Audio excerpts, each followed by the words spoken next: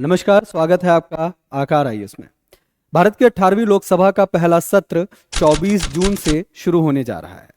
लोकसभा के इस सत्र की कार्रवाई को सुचारू रूप से संचालित करने के लिए भारत की राष्ट्रपति द्रौपदी मुर्मू ने भारतीय संविधान के अनुच्छेद 95 क्लॉज 1 के तहत कटक से 7 बार के सांसद रहे भर्तृहरि महताब को लोकसभा का प्रोटेम स्पीकर नियुक्त किया है। आइए बात करते हैं कि लोकसभा का प्रोटेम स्पीकर आखिर होता क्या है। लोकसभा के प्रोटेम स्पीकर को लोकसभा का पीठासीन अधिकारी भी कहा जाता है। प्रोटेम स्पीकर का पद एक अस्थायी पद होता है।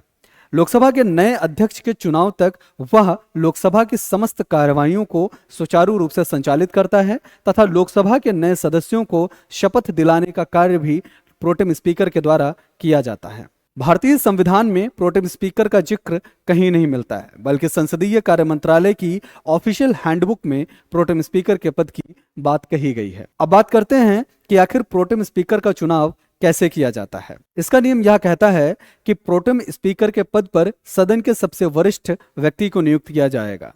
यहाँ पर वरिष्ठता का मतलब उस व्यक्ति की उम्र से नहीं, बल्कि सदन में उसकी सदस्यता से है। सरकार बनने के बाद से ही लोकसभा के अध्यक्ष का पद खाली हो जाता है तथा नए अध्यक्ष के चुनाव तक उस पद को प्रोटेम स्पीकर सुशोभित करता है। इसके लिए लेजिस्लेटिव सेक्शन सदन के सबसे वरिष्ठ सदस्यों की एक सूची तैयार करता है। उस सूची को संसदीय कार्य मंत्री या प्रधानमंत्री के पास भेजा जाता है। उसमें से प्रधानमंत्री एक नाम पर अपनी रजामंदगी देते हैं तथा उसके बाद संसदीय कार्य मंत्री इस पर अपनी मोहर लगा देते हैं।